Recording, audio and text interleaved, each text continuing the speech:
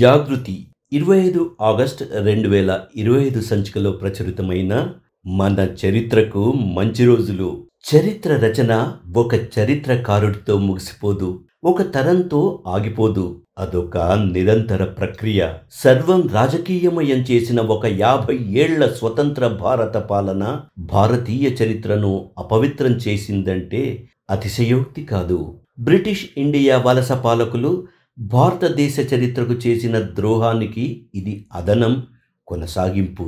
ఆ 50 ఏళ్ల పాలనలోని రాజకీయ బలహీనతలే అదనుగా సెక్యులరిజం పేరుతో, ఉదారవాదం పేరుతో హిందూ పాలకుల చరిత్రను తీవ్రంగా అవమానించారు. బానిస వంశీకుల పాలన, మొఘల్ పాలన వివాదాలకు అతీతం కాదు. ఆ చరిత్రలో మరుగుపరిచిన నిజాలు ఉన్నాయి. కాంగ్రెస్ హయాంలో విశ్వవిద్యాలయాలలో వామపక్షవాదాన్ని నమ్ముతున్నట్టు కనిపించే ఆచార్యులు అంతా కలిసి వాస్తవాలను కప్పిపుచ్చారు. ఇప్పటికీ అదే ప్రయత్నంలో ఉన్నారు. కేరళను పాలిస్తున్న సిపిఎం ఈ ఆగస్టు 12న ఇచ్చిన ఆదేశాలు అందుకు తిరుగులేని సాక్ష్యం. దేశ విభజన నాటి ఘోరాలను జ్ఞాపకం చేసే ప్రయత్నం చేయవద్దని నిస్సిగ్గుగానే ఆదేశాలు ఇచ్చింది. ప్రపంచ చరిత్రలోనే అతి దారుణమైన, రక్తసిక్తమైన విభజన విషాదాన్ని గుర్తు చేసుకోవడం సిపిఎంకు రుచించడం లేదు. దాదాపు 2 కోట్ల మంది విభజన విషాదాన్ని అనుభవించారు. మాటలకందని హింసాకాండ జరిగింది. 20 లక్షల మంది అమాయకులు బలైపోయారు. ఇప్పటికీ విభజన విషాదానికి సంబంధించిన లెక్కలే లేవు, పరిహారం మాటే లేదు. ఇక ఆ అభాగ్యులకు ఒక నివాళి ఘటించే అవకాశం ఎక్కడిది? ఆఖరికి కేంద్రంలోని ఎన్డీఏ ప్రభుత్వం రూపొందించిన ఆధునిక విద్యా విధానం 2020 ప్రకారం ఇప్పుడు చరిత్రలో వక్రీకరణలను తొలగించే ప్రయత్నం మొదలయ్యింది. ఇందుకు national council of educational research and training అంటే ఎన్సీఈఆర్టీ నడుం కట్టింది. భారతీయులకు చరిత్ర పట్ల స్పృహ తక్కువ అన్నారు నోబెల్ సాహిత్య బహుమతి గ్రహీత విఎస్ నయిపాల్.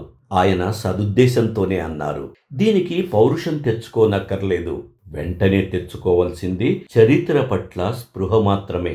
1206లో భారతదేశంలో ఢిల్లీ సుల్తానేట్ పాలన ఆరంభమయ్యింది. 1526లో మొఘల్ వంశ స్థాపకుడు బాబర్ వచ్చే వరకు సాగింది.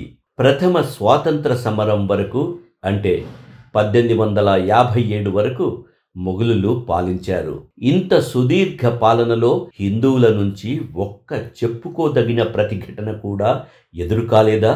ఆ విదేశీయుల పాలన మీద ఏవో కొన్ని ప్రతిఘటనలు జరిగినా అవేవి లెక్కించదగినవి కాదన్న తీరులోనే చరిత్ర రచన కనిపిస్తుంది. మొఘలులు భారతీయులకు నాగరికత నేర్పారని చెబుతారు కొందరు. కానీ మొఘల్ చక్రవర్తుల డైరీలు, వారి ఆస్థాన కవుల రచనలు, విదేశీయుల కథనాలు ఇందుకు విరుద్ధంగా ఉన్నాయి. వాళ్లలో అత్యధికులు భారతదేశాన్ని దోపిడికి మాత్రమే ఉపయోగించుకున్నారు. ఆ యుగపు పాలకుల మతోన్మాదం, వారి చేతులలో కూలిన వేలాది గుడులు, హిందూ సమాజాన్ని సామూహికంగా అవమానించిన తీరు ఎక్కడా ప్రస్తావనకు రాదు. పైగా ఔరంగజేబు మతోన్మాదాన్ని దాచిపెట్టడానికి కాశీ విశ్వేశ్వరుడి ఆలయంపై, ఆ దాడిపై జుగుప్సాకరమైన కథనాలు వండివార్చారు. బహుమనీ సుల్తాన్లు విజయనగర రాజ్యాన్ని ధ్వంసం చేస్తే దానిని శైవ వైష్ణవ వర్గాల ఘర్షణగా చిత్రించే ప్రయత్నం కూడా అలాంటిదే. చరిత్ర రచనలో రాజకీయ కుట్ర. ఢిల్లీ చుట్టూ తిరిగే చరిత్రకు పెద్దపీట వేయడం, దక్షిణాదిన కాకతీయ, విజయనగర వంటి సామ్రాజ్యాలు వెలిసిన వాటికి సరైన స్థానం కల్పించకపోవడం చరిత్ర రచనలో ఒక పథకం ప్రకారం జరిగిన కుట్ర.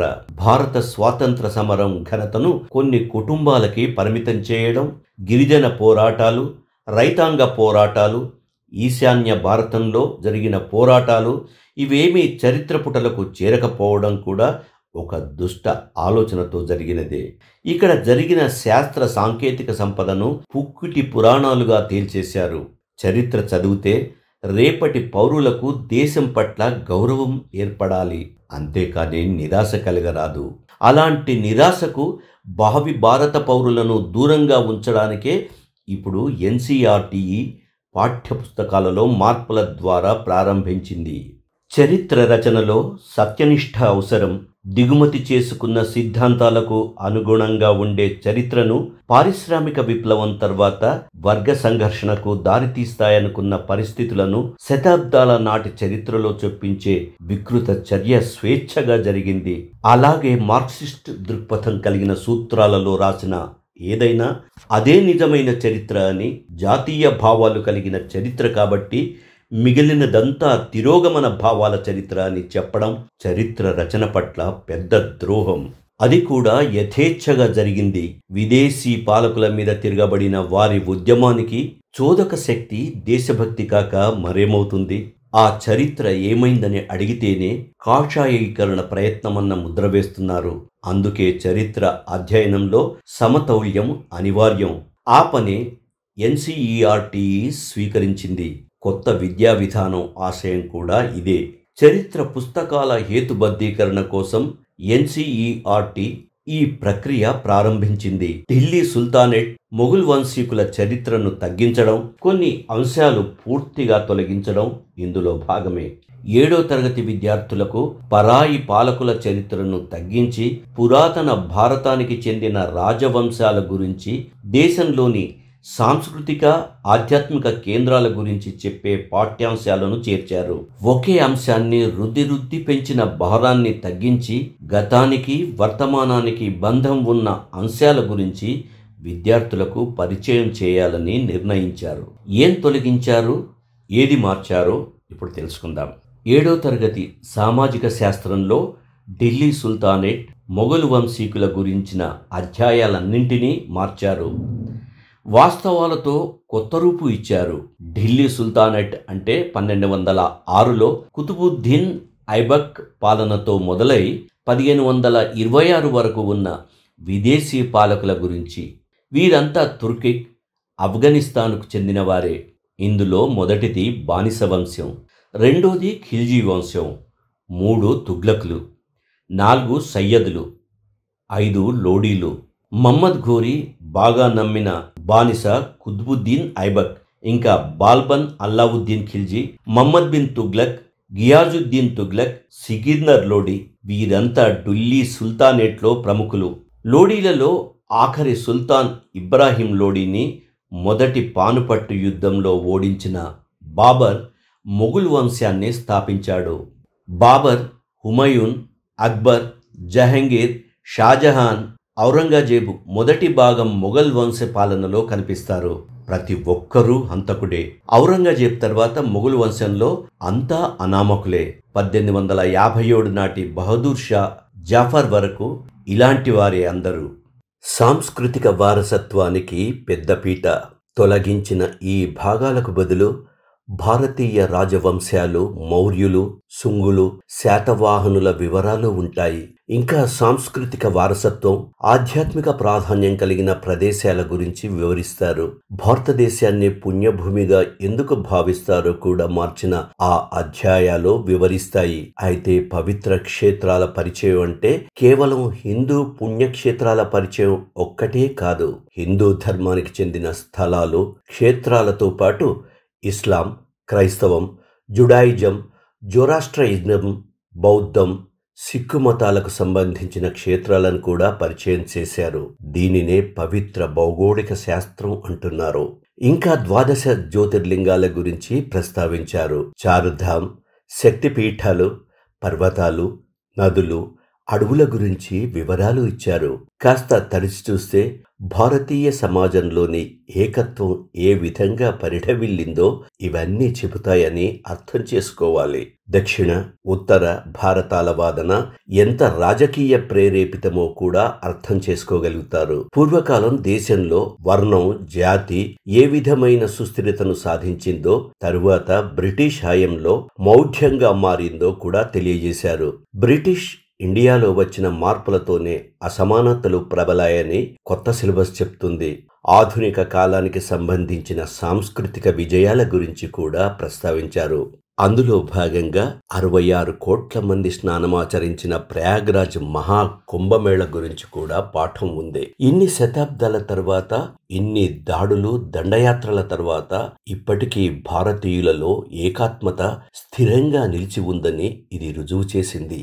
అలాగే ఆ సమయంలో జరిగిన తొక్కిసలాట, అందులో 30 మంది వరకు చనిపోయిన వాస్తవాన్ని కూడా దాచిపెట్టలేదు. అదొక పాఠంగా స్వీకరించాలని అనిపిస్తుంది. మనమంతా ఒక జీవన విధానానికి వారసులమని ఇవన్నీ చెప్పాయి.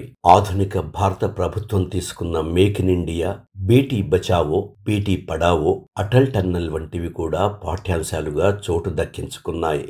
సామాజిక శాస్త్రాలలో కొత్తగా దృష్టి పెట్టిన విషయం రాజ్యాంగం. మన రాజ్యాంగం మన జాతీయ పతాకం గురించి చెబుతుంది.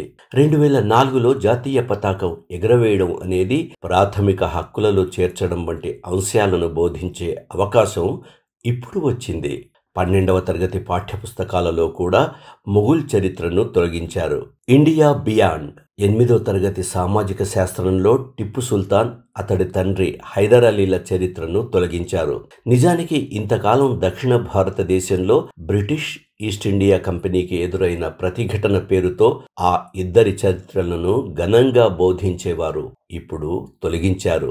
దీనితో ఆంగ్లో మైసూరు యుద్ధాలు కూడా కనిపించవు. టిప్పును, హైదర్ అలీని తొలగించడం ప్రాంతీయ చరిత్రలకు అన్యాయం చేసినట్టవుతుందని కొందరు పార్లమెంటులో కూడా అభ్యంతరాలు లేవదీశారు. అయితే తమ ప్రాంతీయ అనుబంధాలలో ఇలాంటి చరిత్రలు చేర్చుకునే అంశం రాష్ట్ర ప్రభుత్వాలకు వదిలిపెట్టారు. మొఘల్ వంశీకుల గురించి వాస్తవిక చిత్రం 8వ తరగతి పుస్తకాలలో ఇచ్చారు. అందులో ఒకటి మొఘల్ వంశ స్థాపకుడు బాబర్ తన విజయాల విషయంలో అత్యంత అమానుషంగా ఉన్నాడని చెప్పడం. మధ్య ఆసియా నుంచి దురాక్రమణదారుడుగా ప్రవేశించిన బాబర్ ఉపఖండ భౌగోళిక చిత్రపటం రూపు మార్చేశాడు. అయితే ఇది సానుకూల దృక్పథంతో జరిగినది కాదు. ఈ సంగతి చెప్తూనే అతడు నిర్దాక్షిణ్యంగా రాజ్య విస్తరణ చేశాడని చెప్పారు.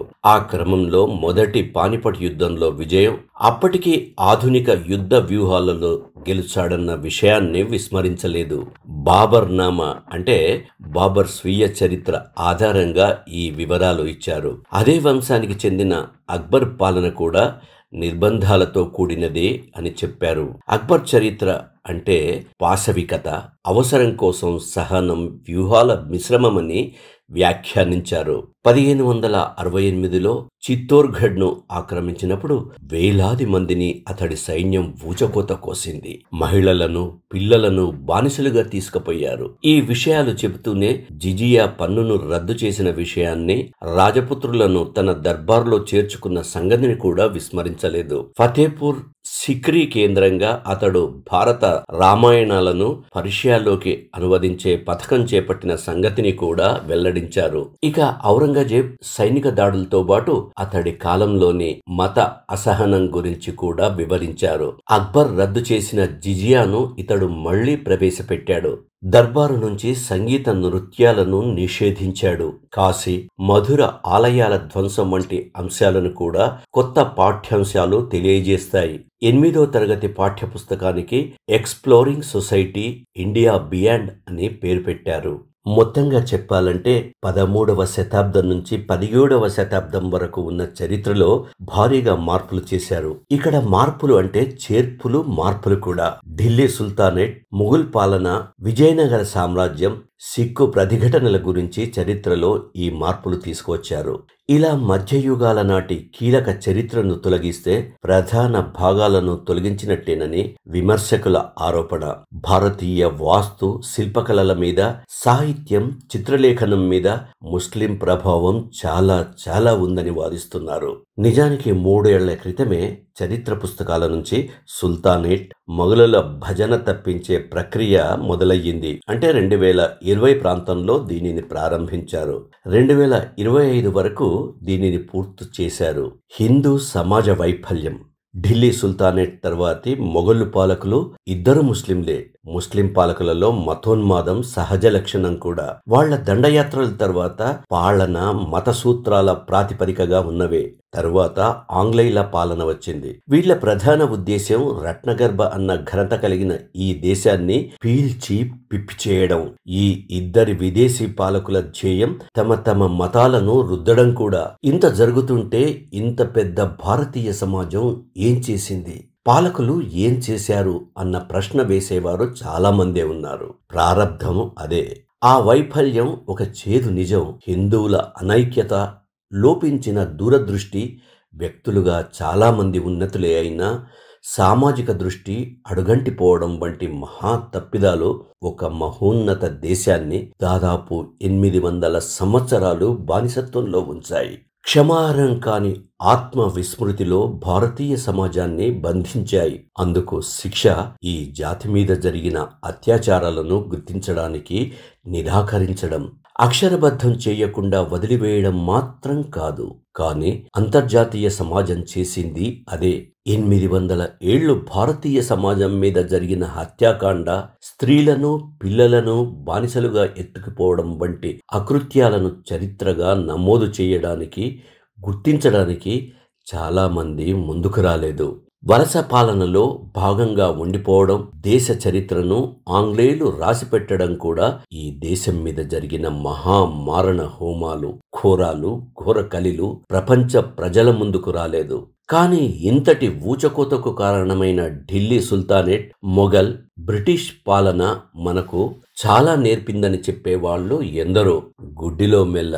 ఈ దేశంలో బ్రిటిష్ వాడు రైలు మార్గాలు వేశాడంటే కారణం సంపదను త్వరితంగా తరలించడానికే. తమ పాలనకు వ్యతిరేకంగా జరిగే తిరుగుబాట్లను సత్వరం అణచివేయడానికే. ఈ విషయాల గురించి కొందరు విదేశీ చరిత్రకారులు, రచయితలు, పరిశోధకులు ఏమన్నారో చూద్దాం. అంటే ఇప్పుడు ఎన్సీఈఆర్టీ ఆయా పాఠ్యాంశాలను తొలగించడం ఎంత న్యాయమో కొంత మేరకైనా అర్థం కావడాన్ని, వాటిని పరిశీలిద్దాం. అర్థం చేసుకున్న చరిత్రకారులు. కొయెన్రాడ్ ఎల్సట్ అనే చరిత్రకారుడు ఏం రాశాడు? హిట్లర్ సృష్టించిన నరమేధానికి మించి భారతదేశంలో ముస్లిం పవిత్ర పాలకులు హిందువులను చంపారు. హిట్లర్ నరమేధానికి బలైన వారు 60 లక్షలు. బహుమనీ సుల్తాన్లు వేలాది మంది హిందువులను చంపారని ఫెరిస్టా అనే విదేశీ యాత్రికుడు రాశాడు. బహుమనీలంటే ఇస్లాం రాజ్యాలలో 3వ స్థాయిలో ఉన్న ప్రాంతీయ పాలకులు. ఇక వీరి మీది సుల్తాన్ల హత్యాకాండ ఎంతటిది. మహమ్మద్ గజనీ, ఘోరీలు, వీళ్ల సైనికాధికారులు వేలాది మంది హిందువులను చంపారని కొయెన్రాడ్ చెప్తారు. భారతదేశం మీద ముస్లిం దండయాత్రలంటే ప్రపంచ చరిత్రలోనే అత్యంత దారుణమైన రక్తపాతంతో కూడుకున్నవని ఆయన రాశాడు. సాధారణ శకం 800 మొదలు 1700 వరకు జరిగిన మతాంతీకరణలే మిలియన్లలో ఉంటాయని కూడా అంచనా వేశాడాయన. మిలియన్ అంటే 10 లక్షలు. మతాంతరీకరణను ఎదిరించి చనిపోయిన వారు తక్కువేమీ కాదు. ఇక ఫ్రాంకైస్, గ్యాటిర్ అయితే భారతదేశంలో ముస్లింలు చేసిన మారణ హోమాన్ని పోల్చడానికి మరొక ఘటన ఏది ప్రపంచ చరిత్రలో లేదని వ్యాఖ్యానించారు. ఇర్ఫాన్ హుసేన్ అనే చరిత్రకారుడు ఇచ్చిన వివరాలు ఇలా ఉన్నాయి. మహమ్మద్ గజనీ సోమనాథ్ మీద ప్రతి ఏటా దండెత్తేవాడు. ప్రతి దండయాత్రలోనూ 50,000 మంది స్థానికులను చంపేవాడు. ఢిల్లీ మీద దండయాత్ర చేసినప్పుడు కేవలం గంట వ్యవధిలోనే 10,000 మంది అవిశ్వాసులను నరికామని తైమూర్ చెప్పుకున్నాడు. ముస్లిం పాలకులు భారతదేశంలో ఏం చేశారో చెప్పడానికి ఇవి కొన్ని ఉదాహరణలు మాత్రమే. అప్పుడు ఇప్పుడు ఎన్సీఆర్టీ ఈ తప్పిదాన్ని సవరించింది. బాబర్ గురించి ఇంతకు ఆ పాఠ్యపుస్తకాలలో ఏం చెప్పారు? అతడు మధ్య ఆసియా నుంచి వచ్చిన వీరుడు, విజేత, మొఘల్ వంశస్థాపకుడు. కానీ అతడు సాధారణ పౌరులను ఎంతమందిని చంపింది దాచిపెట్టారు. తాజాగా అతడు పాశవిక మనస్తత్వం కలిగిన, దయా దాక్షిణ్యాలు లేని దురాక్రమణదారుడు అని చెబుతున్నారు. జనాన్ని భయభ్రాంతులు చేయడానికి మానవ కపాలాలను స్తూపాలుగా నిలిపేవాడు. ఇక అక్బర్ గురించి ఇంతకు ముందు ది గ్రేట్ అనేవారు, పరిపాలకునిగా కీర్తించారు, పరమత సహనం కలవాడని చెప్పారు, సాంస్కృతిక సమన్వయం పాటించాడని కూడా అంచనా వేశారు. దీన్ ఇ ఇలాహి అనే కొత్త మత శాఖను కూడా స్థాపించాడని అన్నారు. జిజియాను రద్దు చేశాడన్న ఖ్యాతిని ఇచ్చారు. కొత్తగా ఇప్పుడేం రాశారంటే అక్బర్లో పరమత సహనం ఉన్న పాశవికత కూడా ఉందని చెబుతున్నారు. చిత్తోర్గఢ్ హత్యాకాండ గురించి ప్రస్తావించారు. ఔరంగజేబ్ను మతం పట్ల విపరీతమైన అభిమానం కలవాడని మెత్తగా చెప్పారు. సామ్రాజ్యం విస్తరించాడని రాశారు. కొత్తగా మధుర, కాశీ, సోమనాథ్ ఆలయాల మీద దాడులు చేసి ధ్వంసం చేసిన వాస్తవాన్ని కూడా అందులో చేర్చారు. చీకటి యుగాల నాటి ప్రజల బాధలు చెప్పాం. ఈ విషయం గురించి మీడియా ప్రశ్నకు ఎన్సీఆర్టీ పాఠ్య ప్రణాళిక విభాగం అధిపతి మైకేల్ డానినో వివరణ ఇలా ఉంది. భారతదేశ చరిత్ర అంతా ఆనందమయమని, అసలు విషాదాలు లేవని చెప్పలేం. అంతా సజావుగా సుఖ సంతోషాలతో ఉందని అనలేం. చరిత్రలో గర్వించదగిన యుగాలు ఉన్నాయి, చీకటి యుగాలు ఉన్నాయి. ఈ చీకటి యుగాలలో ప్రజలు బాధలు పడ్డ మాట నిజం. అందుచేత మేం చరిత్రలోని చీకటి అధ్యాయాలను కూడా అందించాం అన్నారు డానినో. ఇంకో మాట కూడా ఎన్సీఆర్టీ చెప్పింది. గతంలో జరిగిన వాటికి ఇప్పటి తరాలను బాధ్యులను చేయరాదన్నదే దాని సారాంశం. నిజమే, 800 సంవత్సరాలలో హిందూ సమాజం అనుభవించిన ఊచకోత పట్ల అంతర్జాతీయ సమాజం నిర్లక్ష్యం వహించింది. ప్రఖ్యాత భారతీయ చరిత్రకారుడు ప్రొఫెసర్ కెఎస్ లాల్ ఈ ఊచకోత ఏ స్థాయిలో జరిగిందో ఒక అంచనాకు రాగలిగారు. కేవలం సాధారణ శకం 1000 మొదలు 1525 వరకు దేశంలో 8 కోట్ల జనాభా తగ్గిందని ఆయన చెప్పారు. ఇలాంటి మారణకాండ ప్రపంచ చరిత్రలోనే కానరాదంటారా ఆయన. అరబ్బులు, ఆఫ్ఘన్లు, తురుష్కులు, మొఘలుల కాలంలో హిందువులపై ఊచకోత అంచనాలకు అందనంతగా సాగిందని చెప్పారు ఆయన. ఆచార్య బీబీలాల్ మొదటిసారి అయోధ్యలో పురావస్తు తవ్వకాలు మొదలుపెట్టిన పురావస్తు చరిత్రకారుడు. అయోధ్యలోని వివాదాస్పద కట్టడం కింద హిందూ ఆలయం శిథిలాలు ఉన్నాయని ఆయన కనుగొని ముస్లిం దాడులలో మతోన్మాదం నిజమని తేల్చారు. 13వ శతాబ్దం చివరి భాగంలో 14వ శతాబ్దం ఆరంభంలో జీవించిన సూఫీ కవి అమీర్ ఖుస్రో రచన తారిఖ్ ఈ అలంగరి ఢిల్లీ సుల్తానేట్ నాటి రక్తపాతం గురించి చెప్తుంది. 1757లో ఆఫ్ఘన్ పాలకుడు అహ్మద్ షా అబ్దాలీ దండయాత్ర గురించి కథనాలు కూడా ఉన్నాయి. ఇతడికి దురానీ అనే బిరుదు కూడా ఉంది. అంటే వజ్రం నరికి తెచ్చిన ప్రతి శత్రువు తలకు 5 రూపాయల వంతున అబ్దాలీ సైనికులకు చెల్లించేవాడు. ప్రతి సైనికుడి గుర్రం దోచేసిన సొమ్ము మూటలతో బరువుగా వచ్చేది. అతడి గుర్రానికి ముందు బానిసలుగా చేజిక్కించుకున్న మహిళలు, చిన్నారులు ఉండేవారు. వీళ్ళ తలల మీద నరికేసిన శత్రువుల తలల మూటలు ఉండేవి. వాటిని మంత్రి ముందుకు తెచ్చేవారు సొమ్ముల కోసం.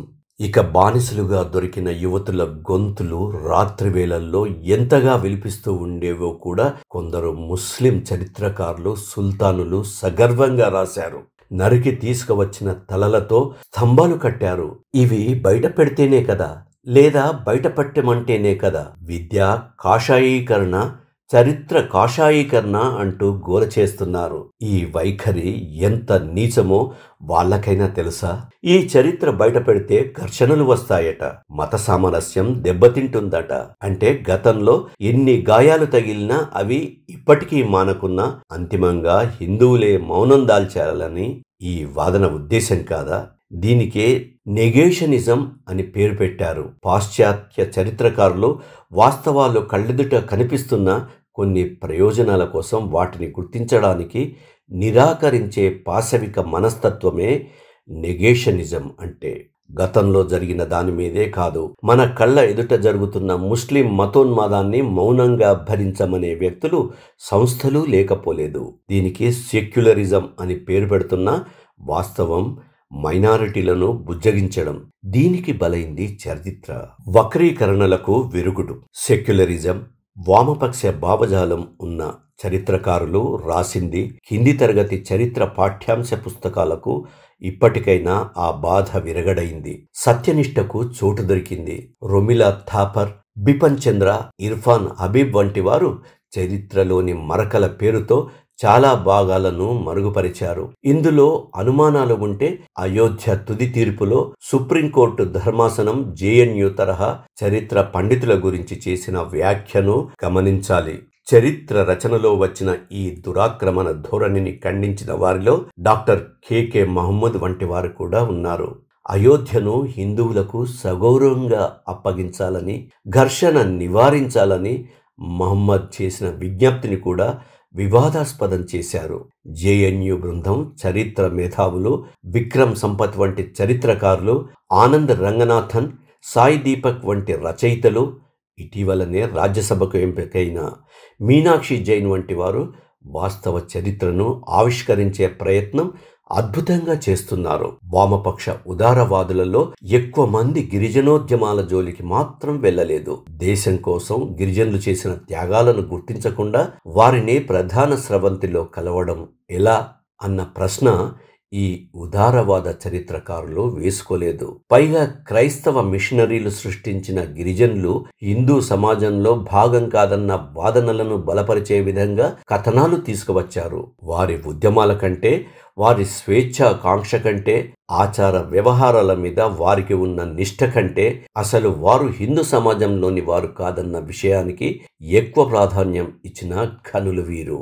అక్బర్ను తిరుగులేని చరిత్ర పురుషుడిగా నిలపడానికి ఖిల్, గోండ్, సంథాల్, కోచ్ వంటి గిరిజన తెగలు అతడి మీద చేసిన తిరుగుబాట్లను కూడా ఈ చరిత్రకారులు గౌరవించలేదని అనిపిస్తుంది. వీళ్ళకి చరిత్ర పట్ల సత్యనిష్ట ఉంటే గోండు రాజ్యాన్ని ఏలిన రాణి దుర్గావతి చరిత్ర కాస్తైనా ప్రాధాన్యం దొరికి ఉండేది. వలసవాదులు వెళ్ళిపోయారు. ఆ మనస్తత్వం భారతీయ మేధావులను వదిలిపోవడం లేదు. దీనికి మార్క్సిజం తోడయ్యింది. మన పూర్వకాలపు ఖగోళ శాస్త్రవేత్తలు చెప్పిన లెక్కలను ఇవాళ నాసా దాదాపు ఆమోదిస్తున్నది.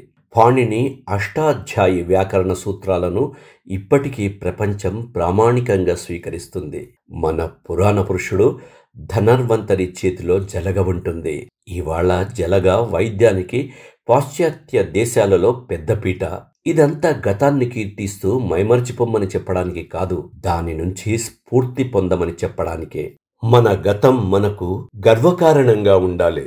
నిజానికి గర్వకారణమే, కానీ దానికి బానిస వలసవాద మేఘాలు అడ్డుపడుతున్నాయి. జాగృతి 25 ఆగస్టు 2025 సంచికలో ప్రచురితమైన మన చరిత్రకు మంచి రోజుల్లో